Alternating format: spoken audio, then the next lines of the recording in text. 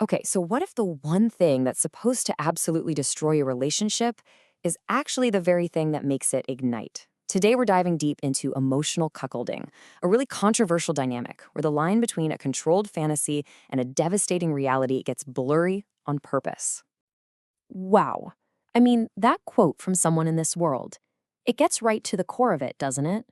It's all about taking the one thing that would break most people and turning it into something erotic. So the question is, how on earth does the deepest emotional betrayal become a source of intense arousal? That's what we're going to unpack. All right, first things first, we need to get crystal clear on what this is and maybe more importantly, what it isn't, because this goes way beyond the kind of stuff you might normally think of. So here's the fundamental difference. In what you might call traditional cuckolding, it's almost always about the physical side of things. The emotional bond, the loyalty, that's supposed to stay safe and sound with the husband. But with emotional cuckolding, that script gets flipped completely. The entire goal is for the wife to develop real, genuine romantic feelings for someone else. It's not about the physical act. It's about her heart. And there's actually a clinical term for this exact feeling they're trying to create. It's called limerence. You know that feeling, right? The obsessive, can't eat, can't sleep, butterflies in your stomach feeling of a brand new crush. That's the exact intoxicating rush they're chasing. And the craziest part? The husband is right there, not just allowing it, but actively encouraging it. Okay, so now that we've got a handle on what this is, the big question, the million-dollar question is, why? I mean, what is happening psychologically that could possibly make this a turn-on? And that really is the heart of the matter. For most of us, the idea of our partner falling in love with someone else is our absolute deepest fear. It's nightmare fuel. So what flips that switch? How does it go from terror to a turn-on? Well, the psychology behind it is pretty fascinating. For some, it's what they call a counterphobic response. It's like facing your greatest fear head-on, but on your own terms, so you can control it.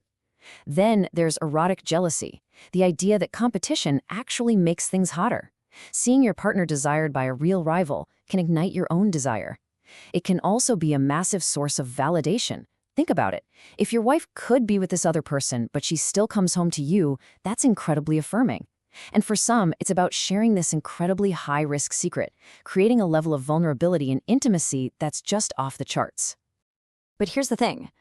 This isn't all just in your head. A huge reason this is so powerful is because of what's literally happening inside your brain. We're talking about a very potent and potentially very dangerous chemical cocktail.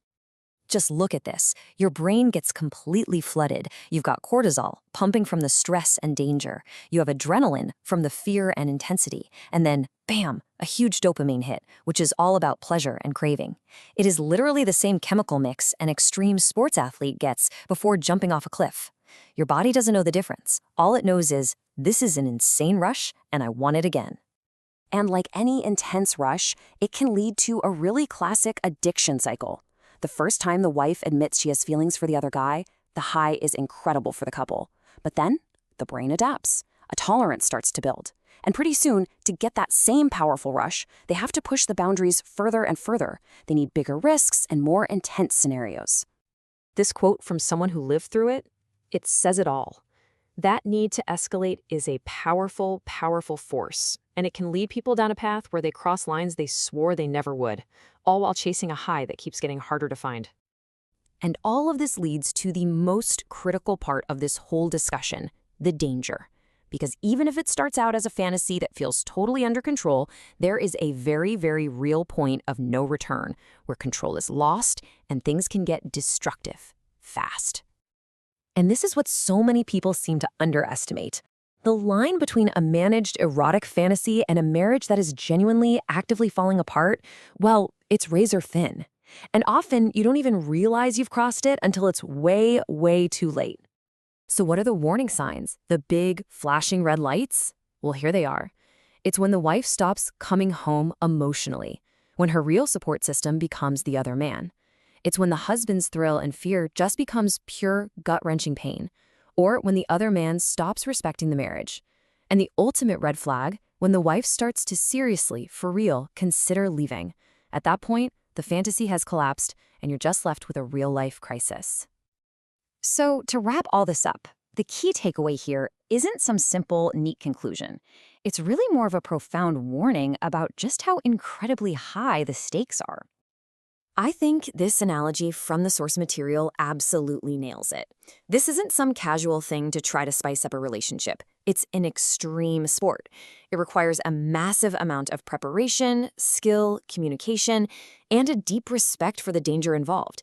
And even for the experts, the people who know exactly what they're doing, even then, disaster is always a real possibility. Which leaves us all with one final question to think about. Is the allure of the most intense fantasy you can possibly imagine actually worth the ultimate risk of losing everything? That's the question right at the heart of this, and there are absolutely no easy answers.